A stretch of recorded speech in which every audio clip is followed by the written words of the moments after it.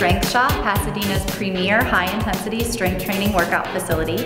And I'm here with Diana, our lead instructor, and we thought it would be a great idea to show you guys what an advanced workout looks like at the Strength Shoppe. Here at the Strength Shoppe, we tailor our workouts, we customize them to the individual. So an average workout runs anywhere from 20 to 30 minutes. An advanced workout can be anywhere from 12 to 15 minutes. And since I've been doing this for many years, my workout's gonna run 12 to 15 minutes.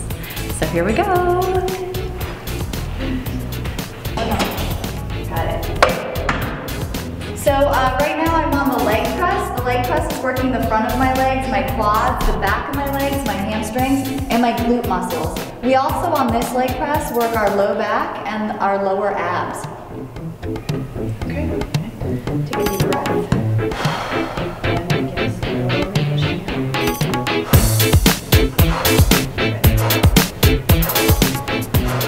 So high-intensity strength training is commonly called super slow, it's also called slow burn, and it's called power of 10. When you come in for a workout, you'll generally do anywhere from between 3 machines to about 6 or 7 machines.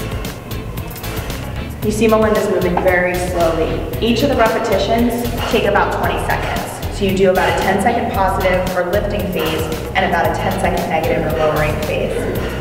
Your goal is to do anywhere from about 4 to 10 or 12 repetitions, and within that time, you're going to reach the goal of muscle failure. So muscle failure is the point at which you can no longer move the weight. You're still trying to lift, and still trying to move that weight, but you get to a point where you feel like you're pushing against a brick wall.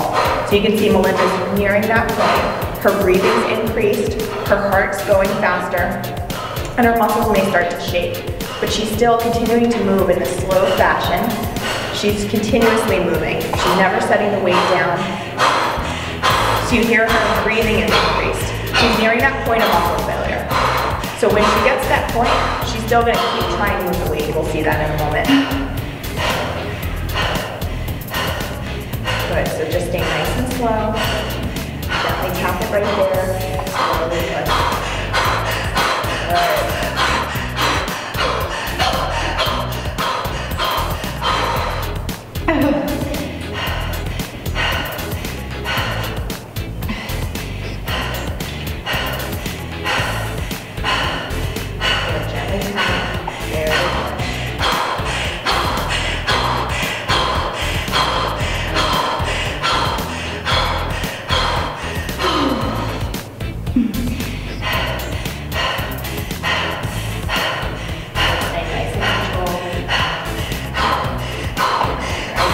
Good, keep pushing right there. 10, 9, keep trying to move it. 7, 6, 5, 4, 3, 2, 1, and release.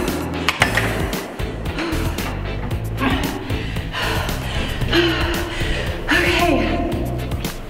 We're moving on to the hip abduction, where I'm going to work my small and medial glute.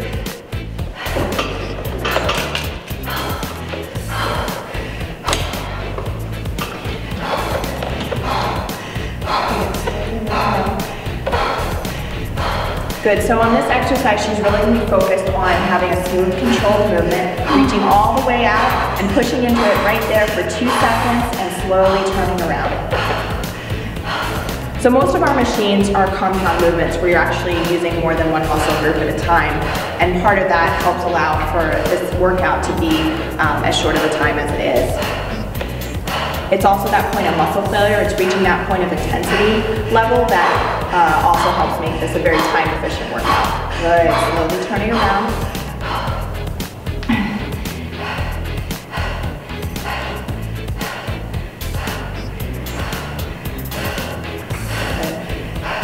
So the first 2 to 3 repetitions also serve as your warm-up. That's when you're lubricating your joints, your muscles are getting warm. That allows us to really go into this level of intensity in a safe fashion.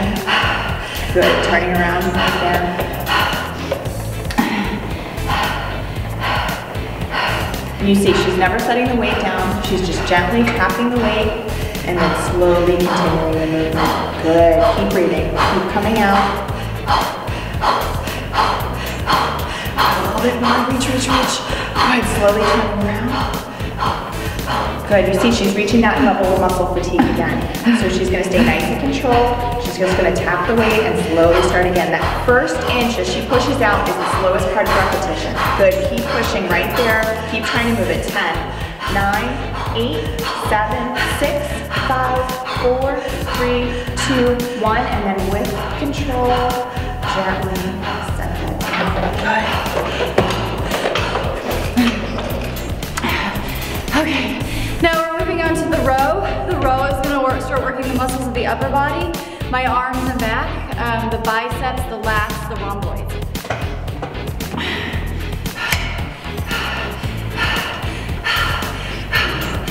Good. So when she gets back here, she's gonna really squeeze between her shoulder blades and then slowly turn around.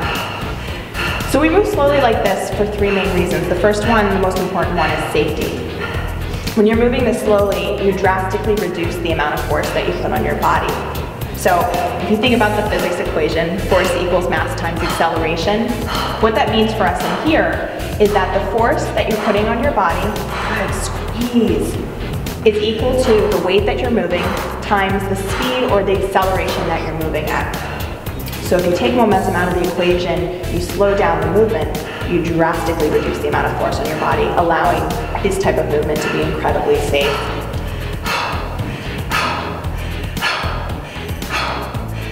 Good, all the way in, really squeeze. Good. It's also a lot safer because she's never locking out any of her joints. So we always keep a little bit of bend in the joints. You'll see that there's a nice bend in her elbows at this point. Then what happens when you lock out your joints is you transfer the weight from the working muscle to that joint, and it's a danger. The other thing that locking out does, good, slowly turn around. Locking out also gives your muscle a rest. So as when you don't lock out, it helps create a more efficient and effective exercise.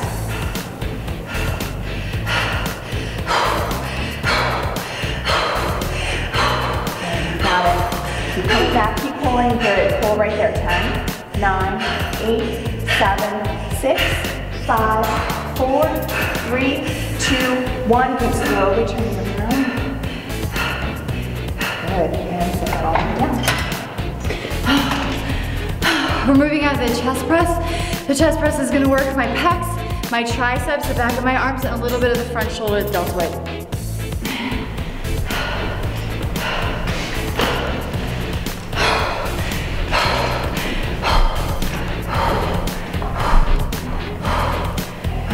She's going to be pushing out into full extension, keeping a little bit of bend in her elbows, squeezing her triceps at this point, and slowly turning around.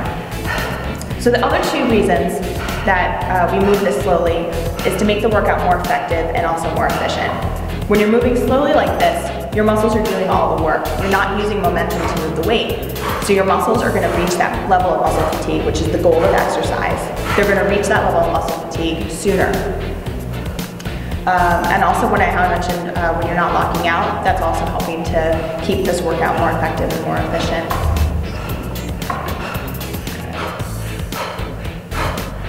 Just high right there. Good. Squeeze. Notice her breathing. She's still using her breathing. Your muscles are demanding more and more oxygen as you're moving the weight. So she's breathing even more as the exercise gets harder. She's breathing even more to get that oxygen to her working muscles. Good, squeeze. Good.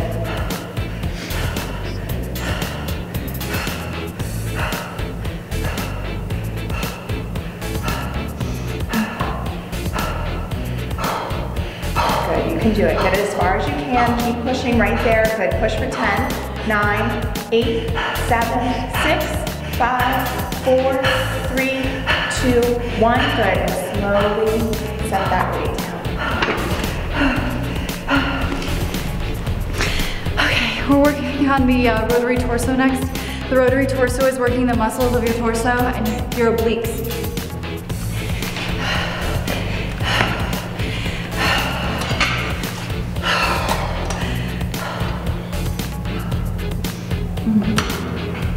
Slowly.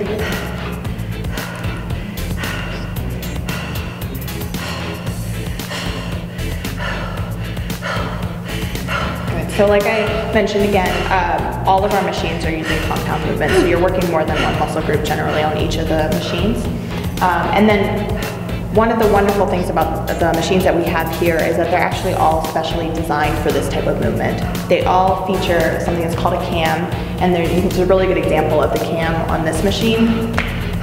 And what the cam does is it varies the resistance throughout the range of motion for each one of your muscle groups that's being worked on the machine. So what that means for us is that you're going to get a more deep workout, you're going to get a more time efficient workout and a more effective workout, because the cam is really going to focus on your muscle the entire time that you're doing that movement, and it's going to affect your muscle during the full range of motion. And the range of motion, Melinda's, you can see she's moving from one side to the other. That's an example of a range of motion. That's the range of motion for her torso, for her oblique muscles.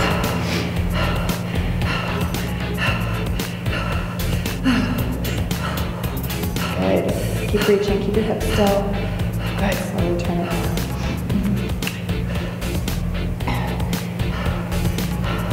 Good, so notice how she's still staying very nice and controlled, very slow, even as she's reaching that point of fatigue.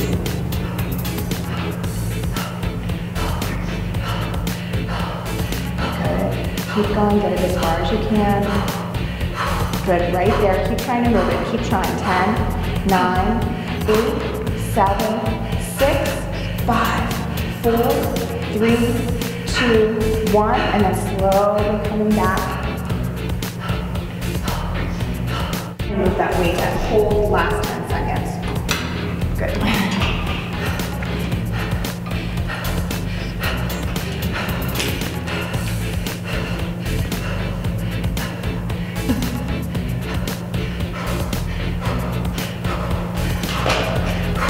Another great thing about our machines here is they're all really well maintained, and because they're made for this type of slow lifting, you'll find that there's no friction. They're really easy to move this slowly. You're not going to have those sticking points that you might find at traditional gyms where they cause you to speed up and move faster because you have to still move the machine. These are made and just for this lifting, so you can see that they're really smooth the whole time.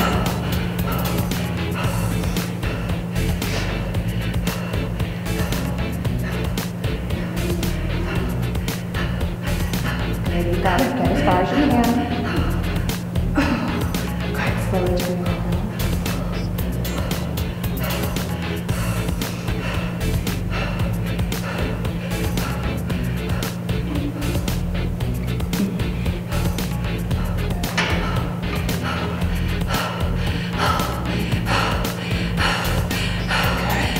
So you can get a couple more inches right there. 10, 9, 8, 7, 6, 5, 4, 3, 2, 1, and then slowly coming back.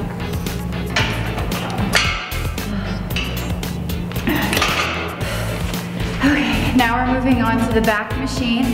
The back machine is going to work the muscles in the lower back and along the spine. It helps with the strengthen the muscles that stabilize the spine.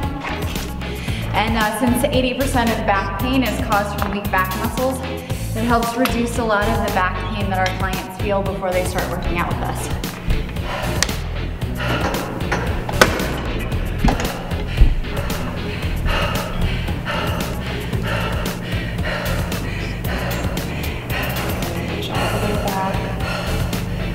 Good. So you can hear her breathing is still really elevated. That's the cardio side of this. Strength training is actually one of the most efficient forms of cardio. And when she gets off this machine, you'll hear that her breathing is still really increased. It's going to sound like she probably just ran 2 to 3 miles, and that's how she's going to feel inside. That's totally normal, and that's your goal. That's what you want to go for. Also, each one of the machines and each one of the exercises builds on the one from before. So by the time you get to the 6th machine, you should be able to do a 7th one. You should be completely exhausted at this point.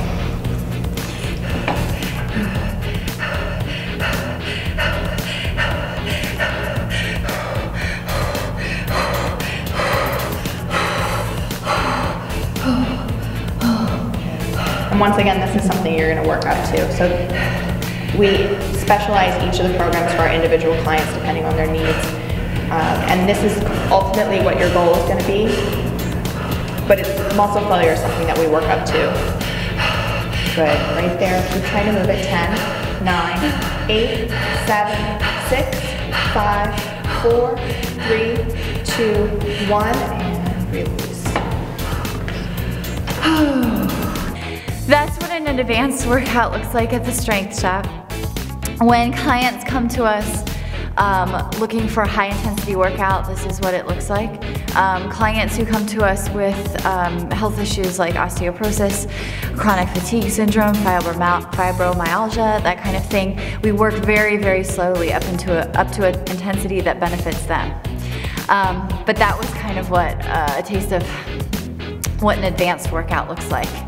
So give us a call at the Strength Shop, and Diana or one of our other instructors here will show you how you can be in the best shape for you in 20 minutes, once a week.